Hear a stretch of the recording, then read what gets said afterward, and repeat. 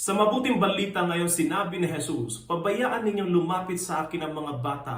Huwag ninyo silang sawayin sapagkat sa mga katulad nila naghahari ang Diyos.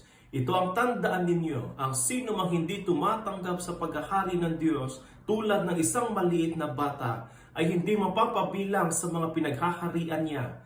At kinalong ni Jesus ang mga bata, ipinatong ang kanyang mga kamay sa kanila at pinagpala sila. Dalawang aral ang makukuha natin ngayon. Una, pananampalataya na parang sa bata. Pinapahalagahan ni Jesus ang pagkakaroon ng malabatang saloobin sa ating pananampalataya. Ang mga bata ay likas na nagtitiwala, mapagpakumbaba at bukas ang puso. Dito tayo tinatawag na Jesus na talikuran ng pagmamataas at lumapit sa kanya na may pagpapakumbaba at pagtitiwala. Pangalawa, ang yakap ng Diyos. Ang pagkalong ni Jesus sa mga bata at pagpapala sa kanila ay isang makapangyarihang larawan ng pag-ibig ng Diyos. Ito ay nagpapaalaala sa atin na nais din ng Diyos na kalungin tayo, pagpalain tayo, at ibuhos ang kanyang biyaya sa atin. Anuman ang ating kalagayan, lagi tayong tinatanggap ng Panginoon. Sikapin natin lagi na magkaroon ng pananampalatayang gaya ng sa bata at hayaan natin na kalungin tayo ng Panginoon tungo sa kanyang kaharian ng may pagmamahal at pagpapala.